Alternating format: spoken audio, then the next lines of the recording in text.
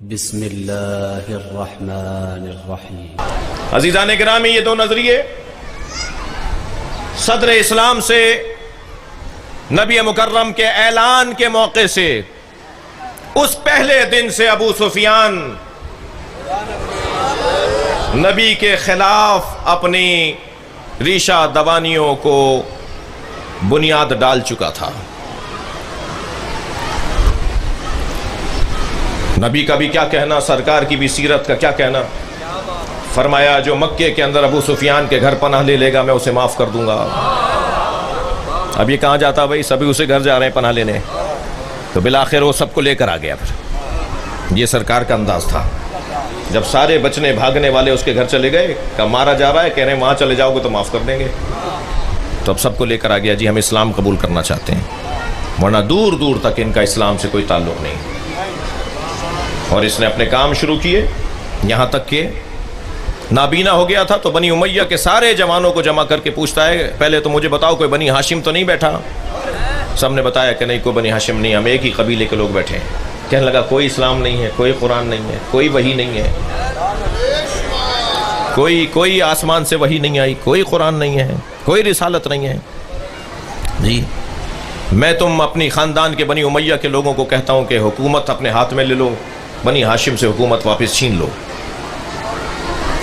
جب یزید کو عبداللہ ابن عمر، بڑی سخت بات کرنے جا رہا ہوں، جب یزید کو عبداللہ ابن عمر، حضرت عمر کے بیٹے نے کہا نا کہ حسین کو مار دیا، اب ختم کرو، بس کرو، کتنا اہل بیت کو تنگ کرو گے، تو اس نے کہا ذرا رکو، اندر گیا، ایک خط نکال کے لایا جو ایک کے باپ نے دوسرے کے باپ کو لکھا تھا جی، اور اس میں لکھا ہوا تھا کہ میں اس وقت تک چین سے نہیں بیٹھوں گا جب تک کہ اذانوں سے ایک بنی ہاشم محمد الرسول اللہ کا نام نکال نہ لوں۔ یہ ارادے، بات یہاں تک۔ انہوں نے بہت چاہا کہ اہل بیت کو کسی طرح عوام سے دور رکھیں، لوگوں سے دور رکھیں، کسی طرح اہل بیت کا امت کے ساتھ تعلق توڑ دیں۔ کبھی مولا کائنات کے ساتھ ظلم و زیادتی، کبھی مولا امام حسن کو زہر دے کر، کبھی مولا حسین کو کربلا میں تنہا مار کر، انہوں نے بہت چاہا ایسا، اور مسلسل اہل بیت پر ظلم ہوتا رہا، ایک ایک فرد اہل بیت کو قتل کیا جاتا رہا۔ مگر جتنا اہل بیت پر انہوں نے ظلم کیا، اتنے ہی اہل بیت کی محبت دلوں میں بڑھتی چلی گئی۔ بھئی دیکھیے ظالم اپنا آج پسند کرتا ہے، مظلوم اپنے کل کو دیکھتا ہے، اور ہمیشہ ظالم کا آج ہوتا ہے، مظلوم کا کل ہوتا ہے۔ مظلوم آج کو گزارتا ہے، کل کے انتظار میں ہوتا ہے، وقت گزر جاتا ہے مگر پھر کل اسی کا ہوتا ہے۔ اور یہی طریقہ اہل بیت نے بھی اپنایا، مسلسل ظلم ہوتا رہا، یہاں تک کہ ایک ایک چن کر اہل بیت کے افراد کو شہید کیا گیا۔ انہوں نے دیکھا کہ ان کی شہادت کے بعد ان کی قبر ایسا ہی کام کر رہی ہے جیسا زندگی میں یہ لوگوں کو ہدایت دیتے تھے۔ لہٰذا متوکل نے سب سے پہلے مولا امام حسین کے مزار کو گرایا۔ مولا کے مزار پر جو شیڈ ڈلا ہوا تھا، جو ایک چھت ڈلی ہوئی تھی، اسے گرایا، اور پھر اعلان کیا کہ اس پہ ہل چلایا جائے۔ اور جب بیل دوڑنا شروع ہوئے نا قبر کی طرف، تو قبر سے 3 ذراع کے فاصلے پہ بیل جا کے رک گئے۔ لکڑیاں توڑ دی جاتی تھیں مار مار کے، مگر وہ ایک قدم بھی نہیں اٹھاتے تھے۔ امام کی قبر کے قریب نہیں گئے یہ جانور۔ پھر ایک مرتبہ امام کے محافظین حرم، جن کو ہائری خاندان کا لوگ کہتے ہیں، ہائری آپ نے دیکھا ہوگا، سنا ہوگا، ہائری خاندان کے لوگ، یہ حفاظت کرنے والا خاندان جو آبا و اجداد سے چلا آ رہا ہے، انہوں نے امام حسین کی قبر کی حفاظت کی، اور پھر انہیں مارنے کے لیے پورا ایک لشکر تیار ہوا۔ جب تیر پھینکتے تھے نا ان کی طرف، تو اسی کا تیر پلٹ کے اسے لگتا تھا کہ یہ قبر امام حسین کی حفاظت کا معجزہ ہے۔ یہ قبر اس لیے گرا رہے تھے کہ قبر حسین کی ہدایت عطا کر رہی ہے۔ حسین کو مارنے والوں کا آج پتہ نہیں ہے کہ انہیں کہاں گاڑا گیا تھا، مگر امام حسین کی قبر آج بھی لوگوں کو ہدایت دے رہی ہے۔ خوف انہیں اس بات کا ہے کہ قبر ہدایت دے رہی ہے۔ دنیا کے زندے کچھ نہیں کر پا رہے، حسین کی قبر ہدایت عطا کر رہا ہے۔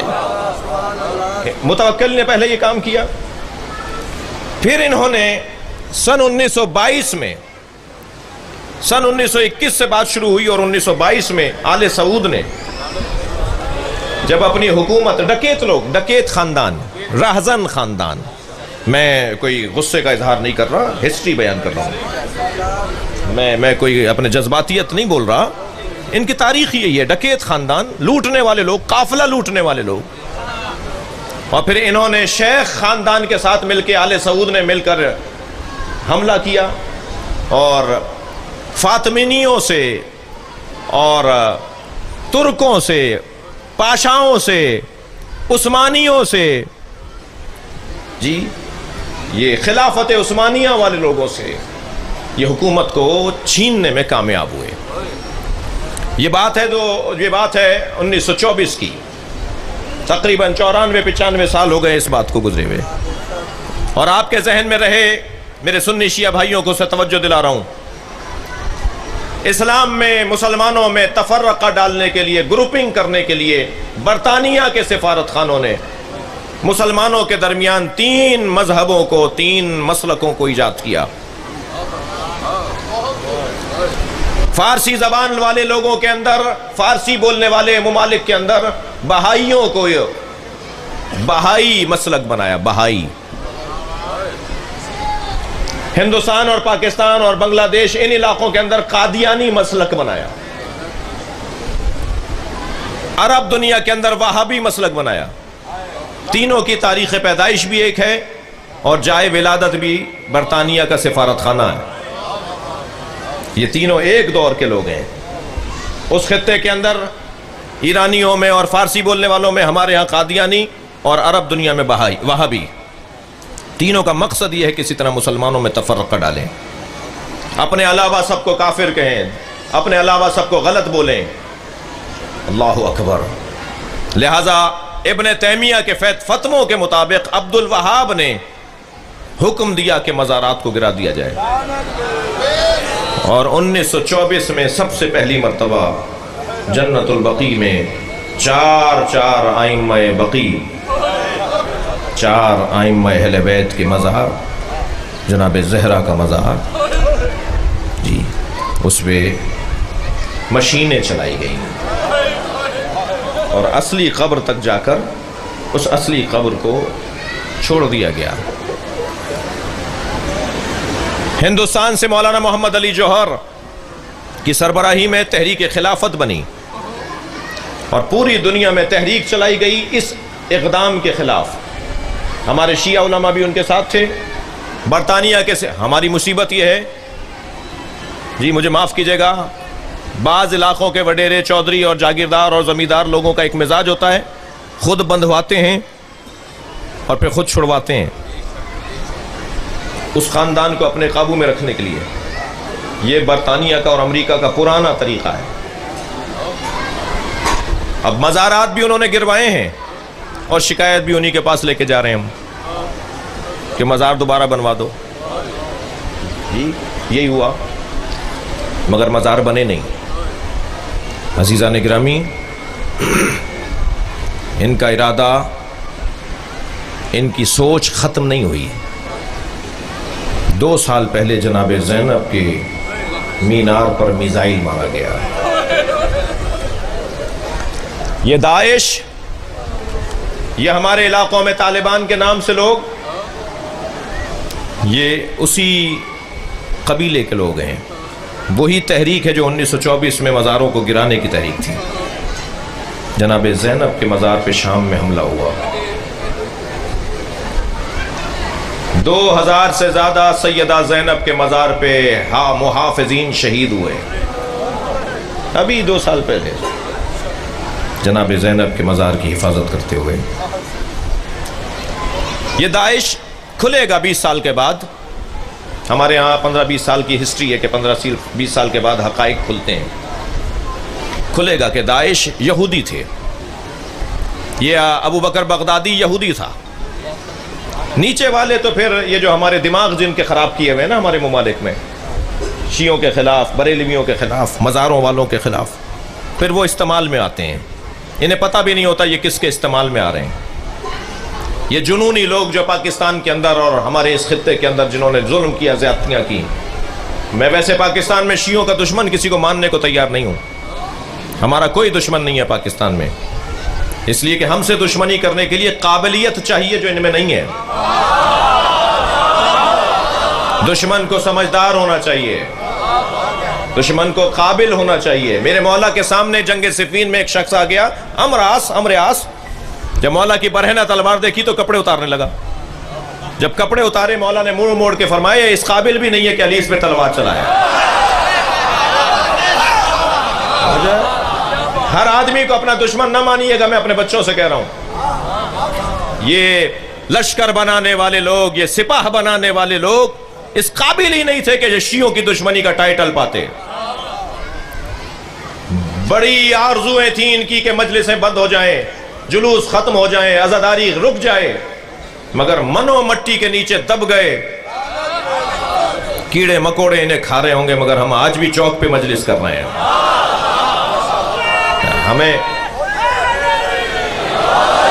بڑی بڑی سازشیں، بڑی بڑی حکومتیں، بڑا سرمایہ لگایا گیا مزارات کو گرانے کے لیے، ہمیں روکنے کے لیے، لیکن مسلسل آپ کا جہاد، مسلسل عزاداروں کی عزاداری اس تحریک کو لے کر چل رہی ہے۔ عزیزان گرامی، ہماری قوم میں جو ہماری الجھنیں ہیں، ذاکرین کے مسائل، ممبر کے مسائل، علماء کا تناؤ، اداروں کا کھچاؤ، یہ سارے مسئلے حل ہو سکتے ہیں اگر میں صرف ایک نسخے پر عمل کر لوں۔ پہلی بات میں واضح طور پہ کہہ دوں کہ یہ کسی طور بھی قوم کی مصلحت میں نہیں ہے، یہ تناؤ کھچاؤ، یہ لڑائی جھگڑا، یہ ایک دوسرے پہ تہمت بازی، یہ ایک دوسرے کو مقصر و غالی بولنا، یہ قوم کے مصلحت میں نہیں ہے، اس کا سوائے نقصان کے قوم کو کوئی فائدہ نہیں ہے۔ اور یقین جانیے کہ اگر ہم مضبوط ہوتے چلے جائیں گے تو دشمن کا نام و نشان مٹے گا۔ وہ جانتا ہے کہ شیعوں کو تفرقے میں، شیعوں کو گروپنگ کا شکار کر دو، ان کی تاثیر، ان کی طاقت ختم ہو جائے گی۔ مگر میں نے 2 سال پہلے بھی اسی مجلس میں ایک بچے نے کھڑے ہو کے مجھ سے کہا تھا کہ ہمارے ہاں یہ گروپنگ کب ختم ہوگی، تو اس دن بھی میں نے کہا تھا، آج بھی تکرار کر رہا ہوں، اس مجلس میں شیعہ علماء کونسل کے لوگ بھی بیٹھے ہیں، تحریک جعفریہ کے لوگ بھی بیٹھے ہیں، تحریک نفاذ فقہ جعفری حامد علی شاہ صاحب کے لوگ بھی بیٹھے ہوئے ہیں، ISO کے لوگ بیٹھے ہیں، GSO کے لوگ بیٹھے ہیں، مجلس وحدت کے لوگ بیٹھے ہیں، فلاں سنگت کے لوگ بیٹھے ہیں، فلاں ماتمی دستے کے لوگ بیٹھے ہیں، فلاں ملنگ پارٹی کے لوگ بیٹھے ہوئے ہیں، فلاں بندے اور چٹیا پہننے والے لوگ بیٹھے ہیں، مقلد بیٹھے ہیں، غیر مقلد بیٹھے ہیں، اس سے اچھا اور اتحاد کیا ہوتا ہے؟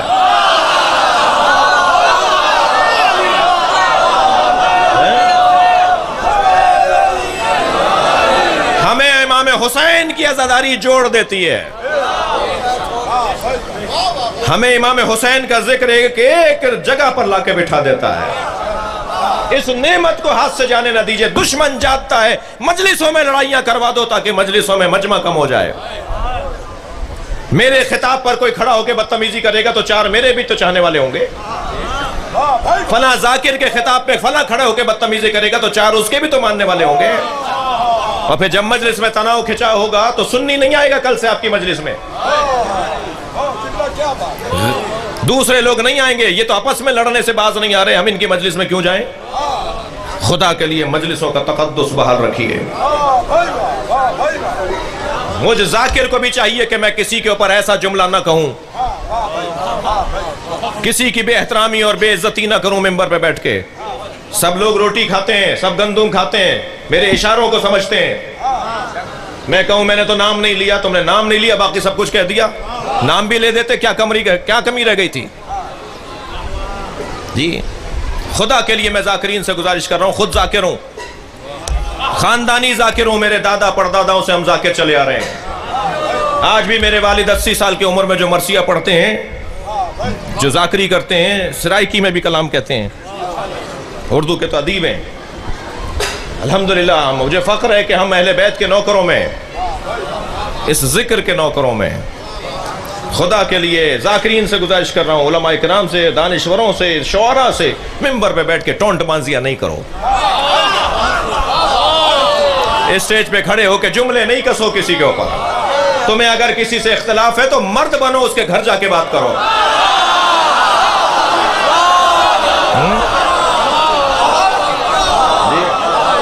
تمہیں کسی سے کوئی اختلاف ہے تو خط لکھو اسے، فون کرو اسے بات کرو. یہاں آ کر لوگوں کو کیوں الجھا رہے ہو؟ یہ جوڑنے کی جگہ ہے، یہ توڑنے کی جگہ نہیں ہے. عباس زیدی صاحب دو مصروں میں کیا خوب کہتے ہیں، در حسین پہ ملتے ہیں ہر مزاج کے لوگ. یہ دوستی کا وسیلہ ہے، دشمنی کا نہیں. ہمارا دشمن غالب آ جائے گا اگر میں نے اپنا داخلی انتشار ختم نہیں کیا. میں کس منہ سے جنت البقیع کی تعمیر کا مطالبہ کر رہا ہوں؟ پہلے اپنے آپ کو تو تعمیر کروں، پہلے اپنے آپ کو تو ٹھیک کروں. میرے اندر صلاحیت ہی نہیں ہوگی، میں اتنی بڑی بڑی باتیں کر رہا ہوں. وہ جو کلپ دکھایا جاتا ہے نا، ٹرین چل رہی ہے، کچھ لوگ نماز پڑھ رہے تھے جماعت کے ساتھ، ٹرین چلنا شروع ہوئی، ایک نے چھوڑا، دوسرے نے چھوڑا، تیسرے نے چھوڑا، سب چھوڑ کے بھاگ گئے. سب ہم میسج چلاتے ہیں، دیکھو کیا ہو رہا ہے. اگر ساری ٹرین نماز پڑھ رہی ہوتی تو ٹرین چلانے والے کی مجال نہیں تھی ٹرین چلائے.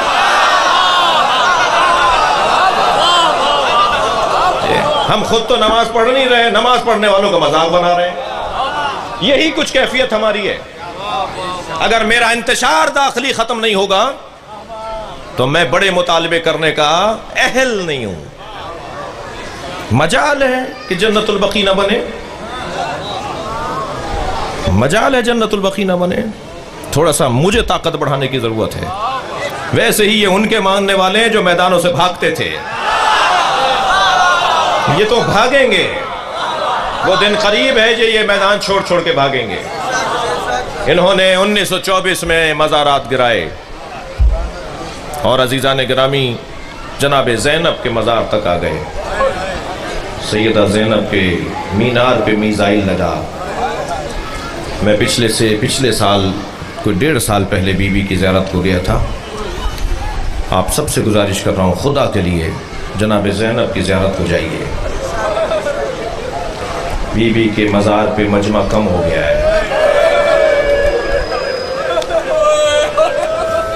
ابھی کراچی میں مسنگ پرسنز کے حوالے سے جو دھرنا ہوا تھا، اس حوالے سے جب ہمارے اداروں کے لوگوں سے ملاقاتیں ہوئیں تو میں نے ان سے کہا کہ جو بی بی کے روزے کی حفاظت کے لیے پاکستان سے لوگ گئے تھے، انہوں نے کسی فوجی پر گن نہیں تانی، انہوں نے کسی پاکستانی پولیس اہلکار کو قتل نہیں کیا. آپ تو انہیں معاف کر رہے ہیں جنہوں نے آرمی چیف کے اوپر بھی حملہ کیا. آپ تو ان کے لیے رستے بنا رہے ہیں کہ جنہوں نے پاکستان کی ریاست کے مفادات کے خلاف کام کیا. لیکن جو لوگ بی بی کے روزے کی حفاظت کرنے گئے تھے، انہوں نے پاکستان کی ریاست کے خلاف تو کام نہیں کیا. آپ انہیں اسیر کر رہے ہیں، آپ انہیں اٹھا رہے ہیں، انہیں غیبہ کر رہے ہیں، انہیں گم کر رہے ہیں. انہوں نے کیا کیا تھا؟ جانا تو پاکستان کی فوج کو چاہیے تھا بی بی زینب کی حفاظت کے لیے، جانا تو پاکستان کے ریاستی اداروں کو چاہیے تھا. آپ مکہ مدینے کی حفاظت کو جا رہے ہیں، بہت اچھا کر رہے ہیں، مگر آپ اپنی نیت کو ثابت کیجئے کہ نیت آپ کی صاف ہے اور جائیے بی بی کے روزے کی بھی حفاظت کیجئے. لیکن جو گئے ان کو اگر اسیر کر لیا جائے، انہیں اٹھا لیا جائے، گم کر دیا جائے، تو میرا مطالبہ ہے آپ کے توسط سے، یہ مجلس ملتان کی تاریخی مجلس ہے، میرا ریاستی اداروں سے مطالبہ ہے کہ جو مسنگ پرسنز کے اندر وہ لوگ ہیں کہ جو بی بی کے روزے کی حفاظت کے لیے گئے تھے، انہیں رہا کیا جائے. بلکہ آپ انہیں فوجی بنا دیجئے، اچھی مشق کر کے آئے. وہ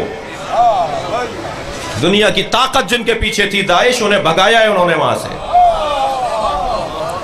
آپ انہیں پاکستان کی فوج میں بھرتی کر لیجئے، پاکستان کے مفادات کے لیے ان کی توانائیوں کو استعمال کیجئے.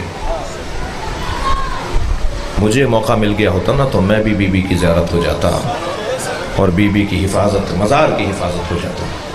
مجھ سے پوچھا جائے گا، آپ سے پوچھا جائے گا کہ آپ کیوں نہیں گئے. جو گئے ہیں ان سے کیوں پوچھا جا رہا ہے کہ کیوں گئے ہیں. میں جب بی بی کے روزے میں اندر گیا نا تو وہاں کے حالات سننے کے بعد میں نے جالی پکڑ کے بہت دیر تک بی بی سے معافی مانگی. میں نے کہا بی بی مجھے معاف کر دیجئے، ہم آپ کے روزے کی حفاظت کو تو نہیں آئے، ہم تو زیارت کرنے بھی نہیں آ رہے، ہم تو زیارت کرنے بھی آپ کی نہیں آ رہے. مزار پہ مجمع کم ہے، زائرین نہیں پہنچ پا رہے. خدا کے لیے جائیے، مزار پہ رونق بڑھائیے. میں سوچ رہا تھا کہ ایک لمحے کے لیے تصور کیجئے، تصور باطل کو تصور کیجئے کہ اگر انہوں نے زری گرا دی ہوتی، ماں کی زری تو گرا دی نا، اور بی بی کی قبر تک پہنچ گئے ہوتے تو کسی شیعہ کو جینے کا حق نہیں تھا، کسی اہل بیت کے چاہنے والے کو پھر جینے کا حق نہیں تھا۔ یہ ہوا ہے جناب زینب کے روزے کے ساتھ۔ مگر میں کہوں گا بی بی، اللہ نے آپ کو بڑا مقام دیا ہے، ایک ماں ہے اور ایک بیٹی ہے۔ مجھ سے پہلے جو ذاکر پڑھ رہے تھے بہت اچھا ہے، انہوں نے یہ مضمون پڑھا کہ ایک مدینے کے دربار میں کھڑی رہی اور ایک شام کے دربار میں کھڑی رہی۔ عزادارو، جب جناب زہرا دربار گئی تھی نا، اللہ اکبر، تو جیسے کربلا میں حسین علی اصغر کے لاشیں پہ مسترب تھے، کبھی میرے مولا آگے جاتے تھے، کبھی الٹے پیر واپس آتے تھے، کبھی دائیں جاتے تھے، کبھی بائیں جاتے تھے، ایسے مدینے میں مولا علی مسترب تھے۔ کبھی گھر کے دروازے پر آ جاتے تھے، کبھی اندر آ جاتے تھے، کبھی گلی کے کونے پہ چلے جاتے تھے، ادھر دیکھ رہے تھے جہاں سے زہرا کو آنا تھا۔ تو جیسے ہی آتے ہوئے دیکھا نا جناب زہرا کو، تو بے ساختہ میرے مولا نے فرمایا، فاطمہ تم پہ کیا گزری؟ سنیں گے کیا فرمایا؟ میری بیوی نے فرمایا، علی افسوس اس بات کا نہیں ہے میں دربار میں گئی، میرے بابا نے کہا تھا تمہیں باغ فتح مانگنا ہوگا، تمہیں دربار میں جانا ہوگا، بابا کا حکم تھا۔ علی افسوس اس بات کا نہیں ہے میں دربار میں گئی، افسوس اس بات کا ہے کوئی میرے لیے کھڑا نہیں ہوا۔ جس کے لیے نبی کھڑے ہو جاتے تھے، اجرکم اللہ، اجرکم اللہ، آپ کی آوازیں بلند ہیں، اللہ آپ کو اس کا اجر و ثواب عطا فرمائے۔ جب مجلس میں بیٹھا کریں اپنی آوازوں کو آزاد رکھا کریں۔ امام جعفر صادق رونے والوں کو دعا دے رہے ہیں، یا اللہ یہ ہمارے عمر کو زندہ کر رہے ہیں۔ میری بیوی فرماتی ہیں، علی افسوس اس بات کا نہیں ہے میں دربار میں گئی، افسوس اس بات کا ہے کوئی میرے لیے کھڑا نہیں ہوا۔ سنیں گے پھر کیا فرمایا؟ علی افسوس اس بات کا بھی نہیں ہے کوئی کھڑا نہیں ہوا، افسوس اس بات کا ہے مجھے جھٹلایا گیا۔ اجرکم اللہ، اجرکم اللہ، اللہ اس کا اجر عطا فرمائے۔ علی مجھے جھٹلایا گیا۔ میں ملتان میں مجلس پڑھ رہا ہوں، میری رہائش کراچی میں، ہمارا صوبہ سندھ ہے، سندھی بی بی کا نام نہیں لیتا، سندھی کہتا ہے سچی سین۔